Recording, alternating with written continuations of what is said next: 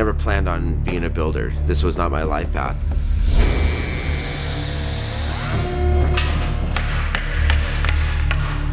You know, I always liked bikes just because I straight up loved motorcycles, how it made my gut feel when I looked at them, or as a kid when I got my first dirt bike.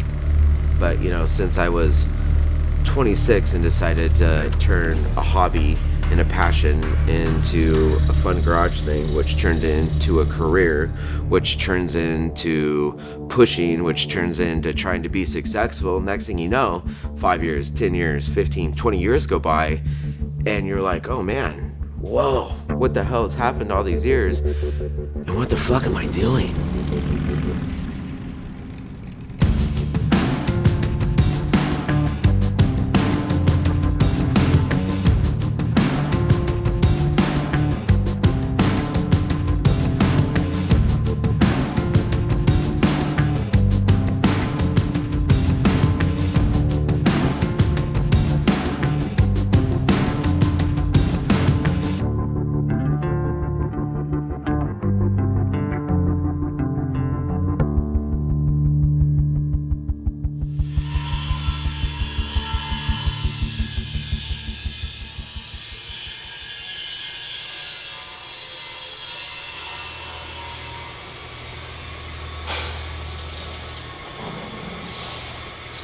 So it's weird when you look back in life and you have perspective of where I've started and where I'm at now. And it's really wild to me because, one, it hasn't been an easy journey. It hasn't been a short journey.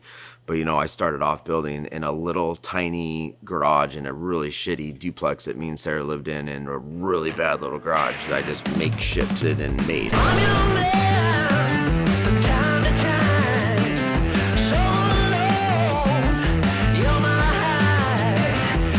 It was, you know, it was a hobby then, and it was simple and it was fun, but I never thought in a million years, you know, it would be where I'm at now, you know, to build a knuckle.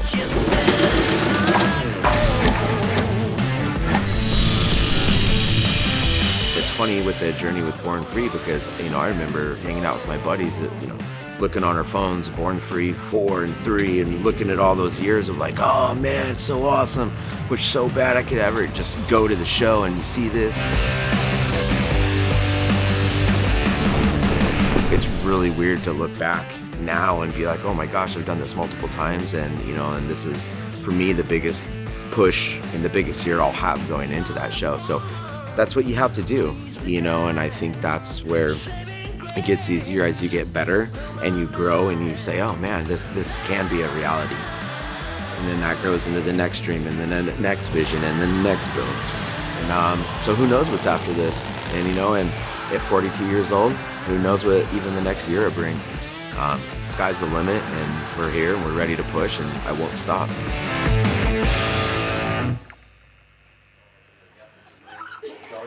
It's 2023.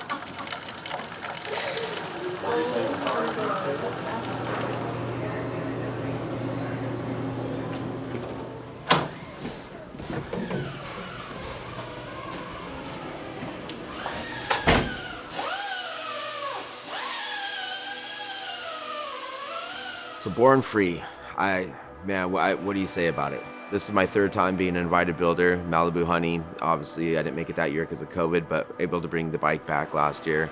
Did it with King Nothing, my personal bike, and now this year. And so I think, you know, being at the show multiple times and then being an invited builder 3 times, I feel a little like I got to bring something to the table and a little bit different. So for me this year, I'm digging deep and, you know, I'm swinging for the fences.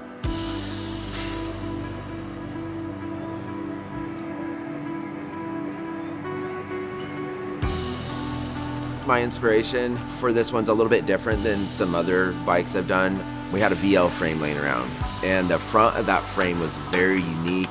The VL frames are just kind of different. I really like them a lot, and so it was one of those things where I could envision this wild neck, and that kind of kicked me off into where I wanted to go with it.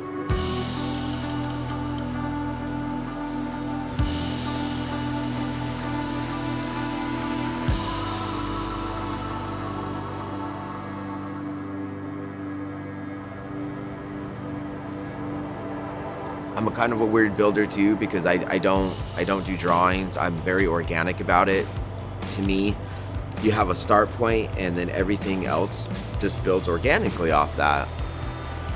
That frame really kicked it off this year. And then for me, normally on my motors, I'm a very stock guy. You know, I love knuckles, I love pans, but you know, I don't really mess with them.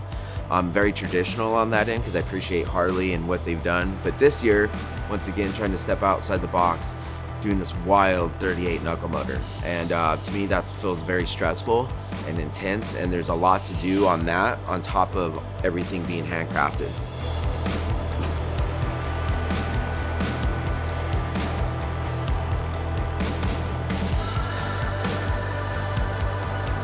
So for this year, there's a lot of intensity, but you know, if all works together, those two things come together, and hopefully this bike comes out like I see it in my head. But yeah, one piece builds another, and builds another. And I think there's something to be said about that, because if you put your mind in a box, you're already set on what that piece needs to be. And I just feel like you're already fucked yourself. You're already limited. And so for me, organically, just having things flow is very important, and it's just the way my creative brain works. So that frame led to the motor idea, which led to just, okay, now here's my front end. That front end kind of kicks off the gas tank on this year's. The gas tank sets the rear fender, and so forth and so forth. So I couldn't even tell you how the bike honestly is going to end up at the end of the day, just because I'll get there and it'll end up being what it is.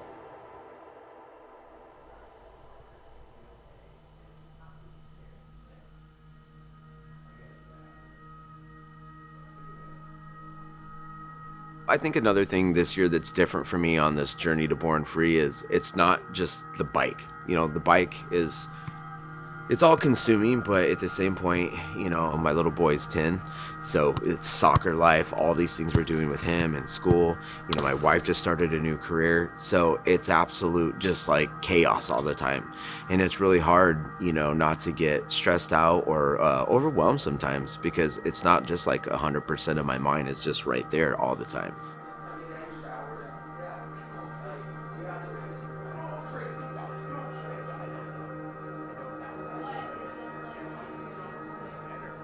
I had the biggest crush on him, and apparently it took until I was 19, and then all of a sudden it was like, whoa, back up. So you got to realize, you know, we're kids at this point, right?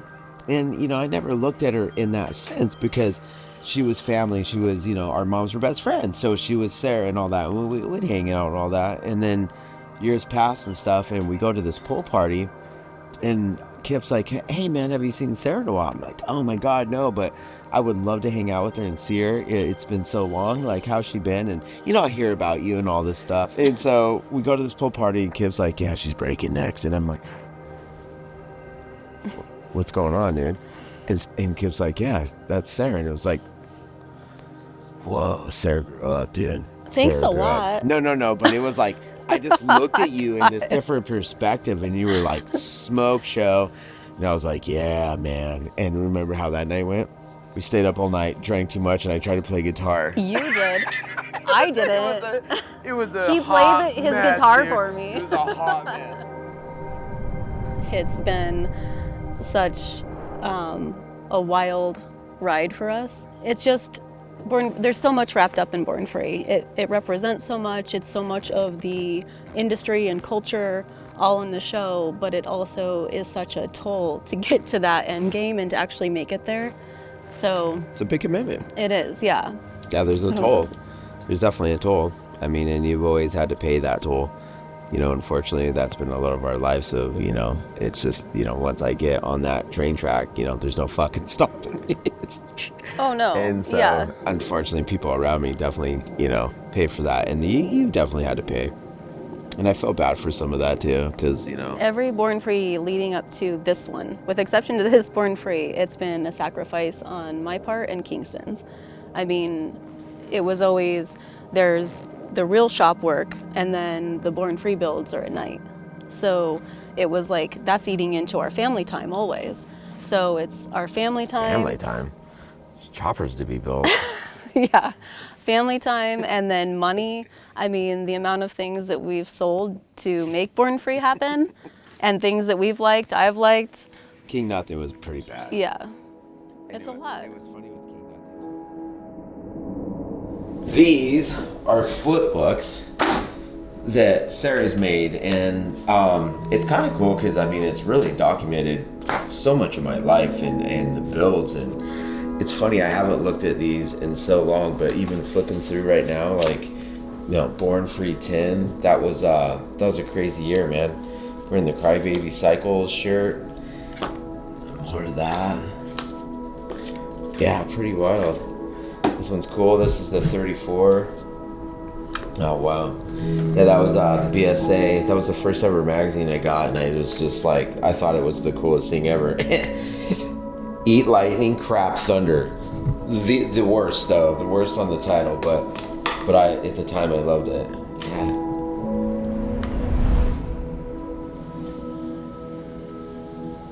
So this tank, this means a lot to me.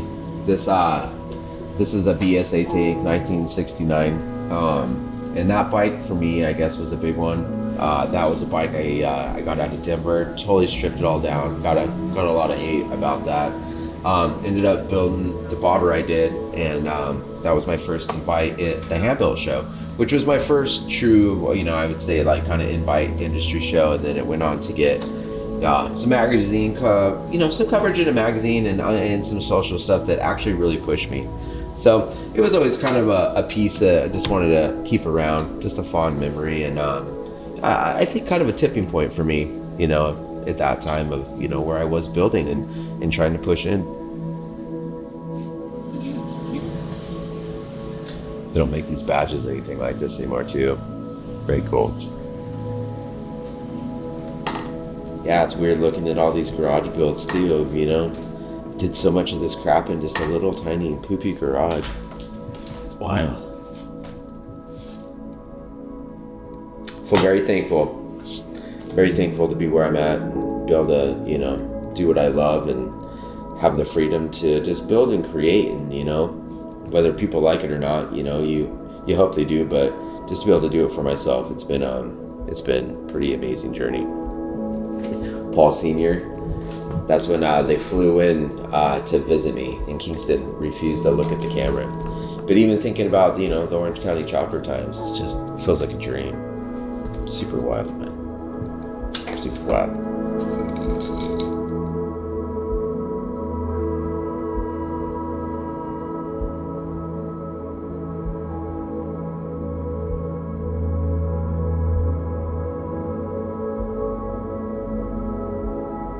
Being in the home stretch to the show right now, it's definitely that pressure, and you're definitely thinking constantly it's all has to come together. But not only that, it's got to function.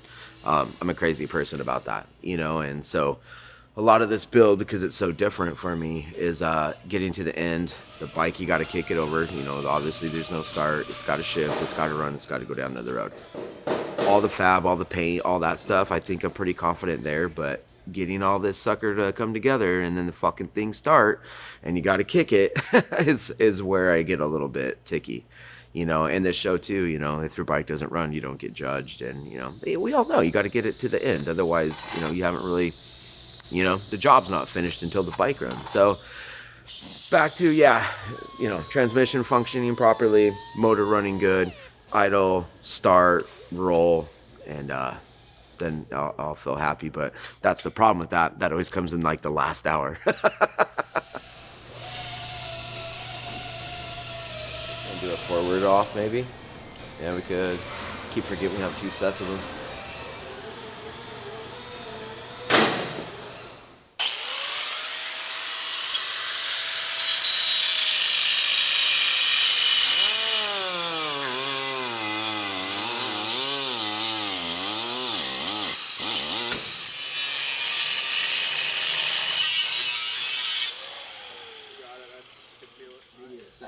Okay.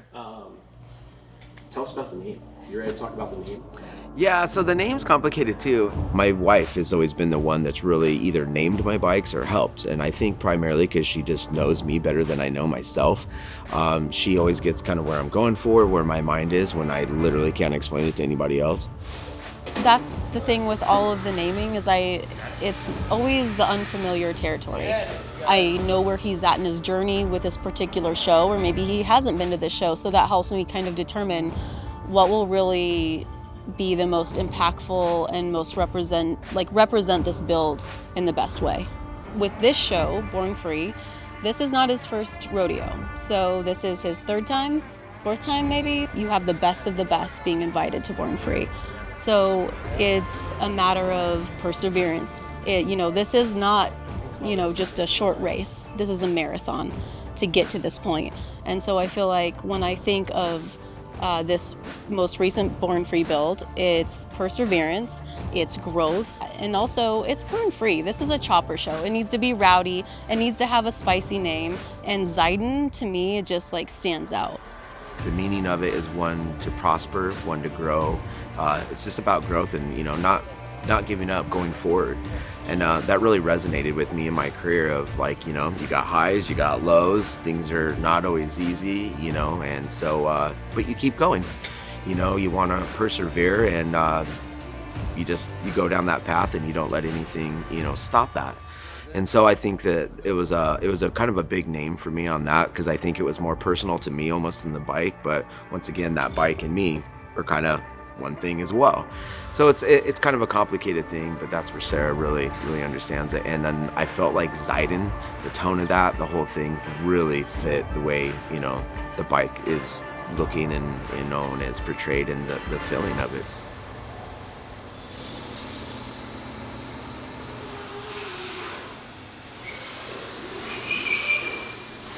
Just want to get it done, man. Josh had turned to me at one point and he says, I'm gonna have you work with me and we're gonna paint this thing together.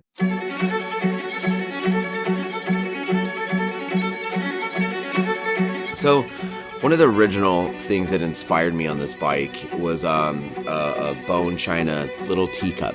And it was really weird because when I saw it, I thought, man, just the beauty of it, the elegance of it, the fragileness of it, the softness of it. I just thought it was just one of the most beautiful things I've ever seen, the crackling, the gold trim around it. And it just felt like it was very crafty. Like, man, two hands created this thing, and this thing is just unbelievable.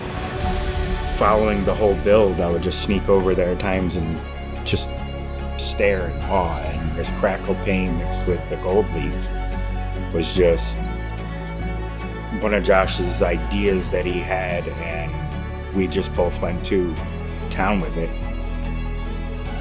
That was what kind of set this whole thing off for paint with me, and and what the final touches of the bike should feel like with all the chrome, all the polish. But what I didn't realize is how hard that ask was going to be. It's like, take the paint, okay, we got this, now we got to do a little bit of gold leaf here. And I was like, we can't just do that, you have to do all the castings. Well, now we got to do the wings on the gas tanks and the oil tank, and then it was the headlight, and I just had an incredible time doing this. It's so tedious, time consuming, and thought out to each step and where you're going to end up in the end, and the end result was just amazing. I didn't realize to figure out some of the crackling, to figure out what's the off-white, what's the pearl to add to give it that, It was a nice gold ring around it that trimmed the whole teacup off. It wasn't gold leaf. So the gold leaf kind of was okay, this will work to give us that thing, because I can't just plate the freaking bike in gold, But no, I couldn't be happier with the inspiration of that teacup and how this bike's feeling. And I think the blend of rowdy and chopper and that bouginess for a show bike, I just still feel like it's a very unique style and feel that it should have in the end, and it seems like it's on par. You see the bits feel like it, but as a whole, it's got to be cohesive. Well, this bike is just about at its end, and it's heading to Born Free 14 in California. And I'm hoping when it gets there, it's just jaw-dropping, and people just stare at it and question, how did they do this? How did they do that? I just really hope people freak out about it.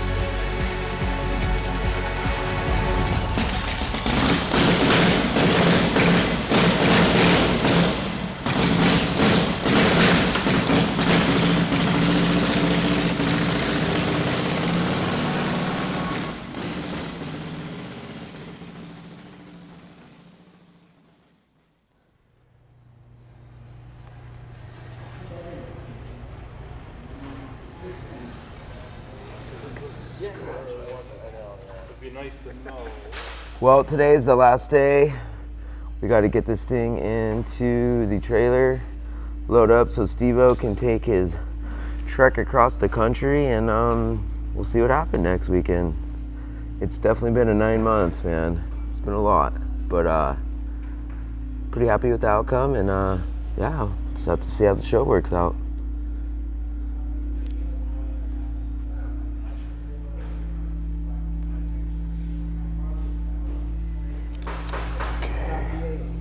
I think Steve-O's back there, right? Yeah, you start feeling nervous, you know, and start seeing other builders' bikes that they're posting, and incredible work, really cool stuff, and you know, a lot of respect out there for these guys in the industry. And yeah, I feel nervous, you know, the next week, you know, because the bike's got to leave so, you know, much farther ahead of, you know, when we get there, that all you have time to do now is just think about it. Well, let's get it in the trailer, and we'll go from there.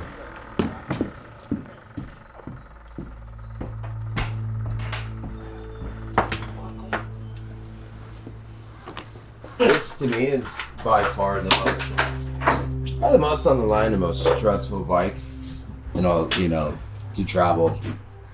You know, you just deal with so much, you know, finishing, metal flake, chrome, polishing, blah, blah, blah. So, and it's not a 12-hour journey, you know, it's 6 days across the country. So yeah, there's a lot of shit that could happen, but you know, you strap them down the best you can. Steve's been doing this his whole life. He's literally the only person I would trust to do this.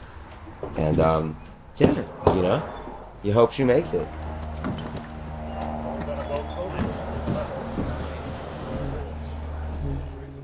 Yeah, good, I'm happy. It's like, hey, I need like 10 really good pictures of it. I know we have a bunch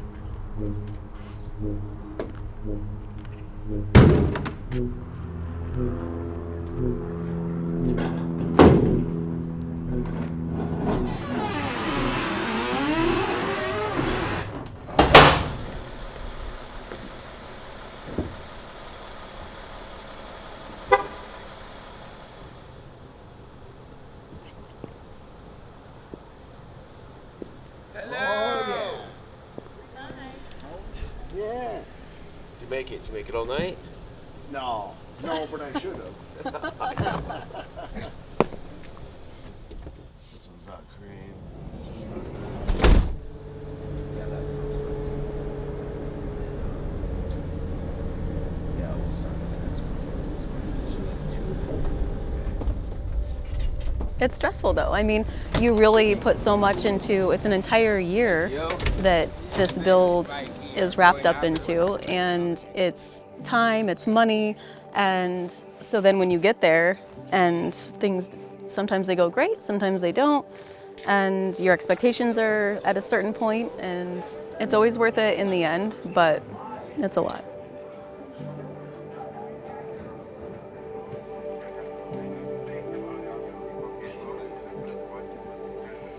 What would it mean to win? Honestly, it makes me super emotional. Really? Yeah. That one's hard because it's just been our entire lives together. And I love you, and I believe in you, and I know what you have invested into this, and I know what we have invested into this as a family. And I know it's just a show, but it's not just a show. It's our lives, it's your life, it's what you do for a living, and you're fucking epic at it. So, it would be super rad. You're the best, man. I love you. I love you too. If I don't win, it's because you named the bike the wrong name.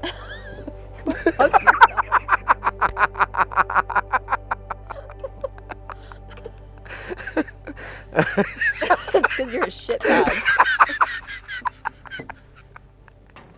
You're the best. Oh, you're gonna make me cry now. God, over stupid born free shit.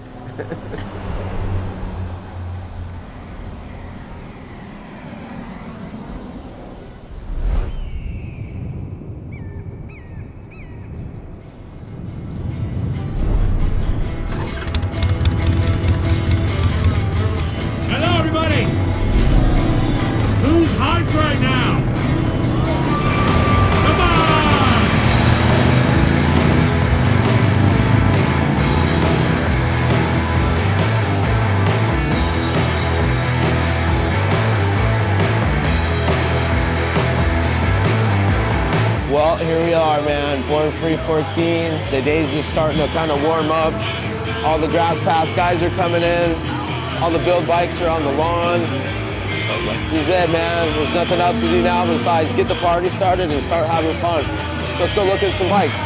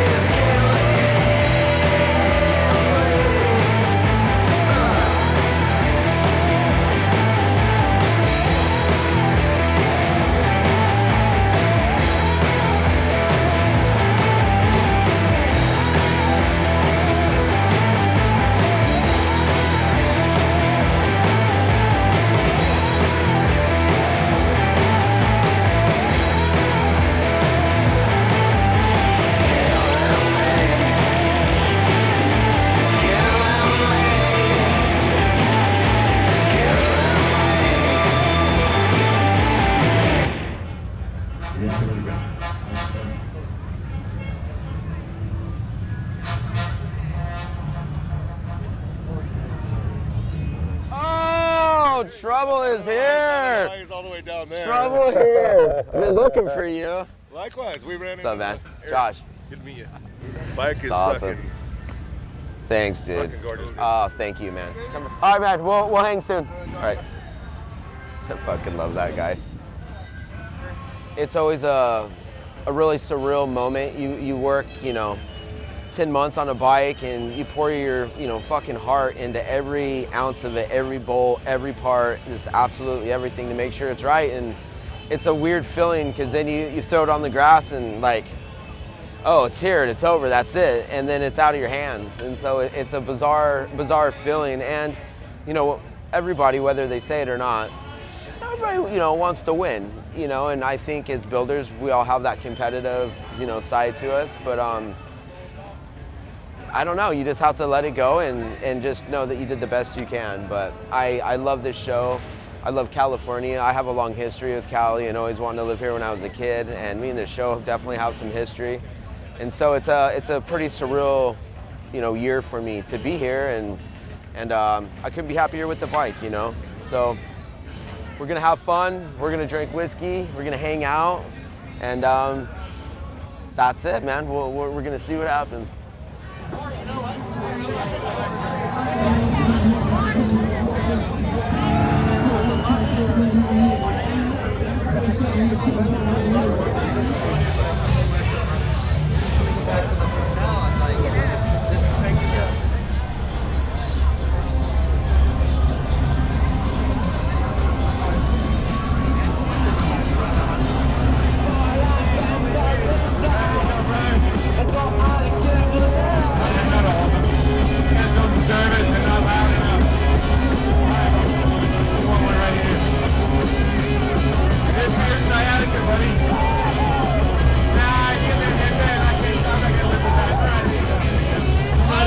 Over this side.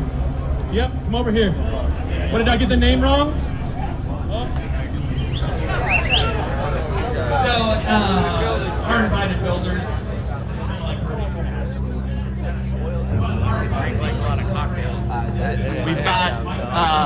We've got a few builders from Japan. We've got one from Canada. We got them from all over the states. And these guys worked all year long. Hopefully you followed a lot of them on Instagram or what we were posting. Keep on, let everybody up, act like you like each other. Come on, nothing. So all of these folks built these bikes that are in front of the Born Free booth right here in this fenced in area.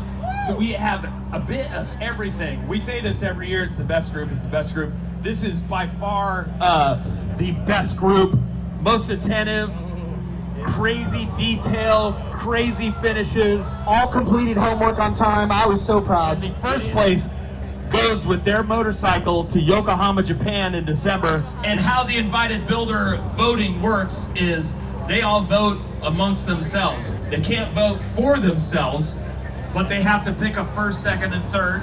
And we tally up these points. First place gets 3 points, second gets 2, and third gets 1 point. We add them all up, and that's how we come up with your winners. So it's a jury by peers with amongst these guys on stage right now. Mike and I have nothing to do with this, thank God. I wouldn't want to have to pick this. So, third place goes to Todd Asen from Small City Cycles. Yeah. For his knucklehead. Yeah, Todd.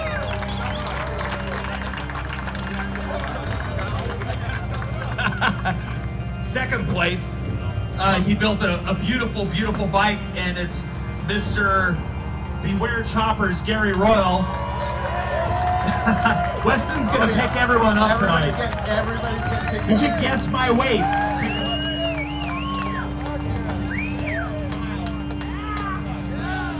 So first place also, not only do they get $3,000, they get a trip with them and their bike to Yokohama, Japan. Come on, stand out here, Makoto. So, first place, invited builder, go to Japan, getting all this, is Wrecked Metals. Yes. Wrecked Metals, more boys from Idaho,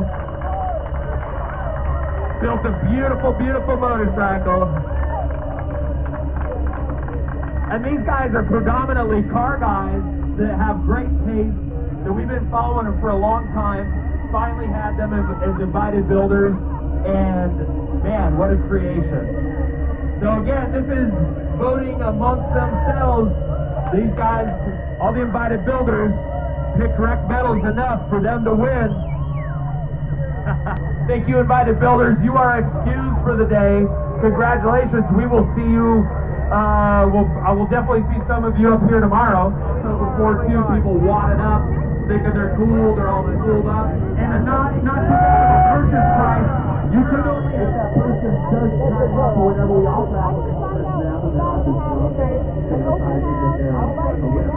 Here's the list. You wait. Hold on.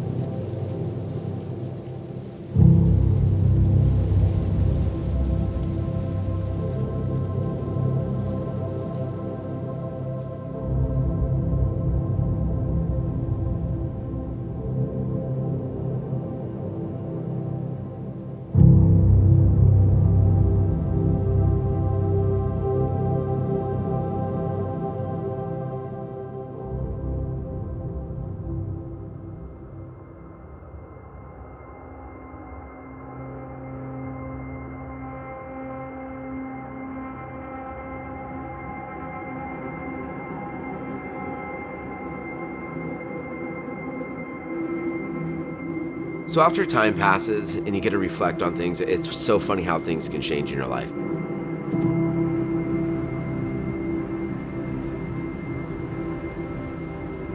After a little space between this last build and where I am now and the future and stuff, it's time for a reflection. With me, I just go, and I really never take a lot of time to reflect, because it's always the next thing, the next project, the next whatever. And so I've been kind of doing that lately, and I've been thinking a lot about how time goes by, and it goes by so fast. And it's funny because you get to this point in your career and you do these things, and some of them are hey, let's go compete. Some of it's just to show up. And, oh, hey, what is this going to do for my career or the shop's career? How do we push on to the next thing? And after the dust settled on this and kind of how, the show went as a whole, it just made me realize, it doesn't matter the people's thoughts, the outside thoughts. It doesn't matter the judge's thoughts. And there's judgment on you constantly. And so sometimes, if anybody says it doesn't affect them, they're full of shit. But for me to get back, settle down, and remember, I build and I love motorcycles because I fucking love motorcycles.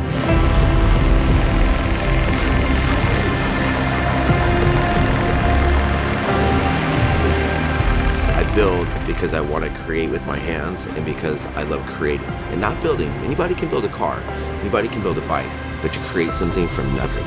And why I've spent all this time doing this, why I've dedicated my life to it, all the sacrifices, not only that I've experienced, but my family's experienced with me to get me to this point. And I feel like going forth now, it was a good time to have some downtime and to have things not go well, to make me think this way again about now what is my next goal, my next mission, and who is Josh in all this. Not about the bike, about the show, about the award, about the magazine, and all this bullshit that you can get tornadoed up in. And I think I have to a little bit. You get lost in it because, once again, passion has turned into a career, and career needs to be successful, right? I think now it's helped me regroup, get regrounded, know what I need to do for myself, my mental self too, to keep being creative and to create things that I really believe in that have movement. Because one of the things I've always loved was, once again, I did this because I loved writing, not because I was ever going to be a builder. And now I've had some time to really, at 43, when I started all this crap, I've been around it my whole life, but 25, 26, to say, oh my God, what am I doing? Why am I doing this? And so I think it's actually, I'm happy things happened the way they did. Because I think if it would have happened any other way, I don't know if I would have stopped at all. To really slow down, look at myself, and reground, regroup, and to know what's next.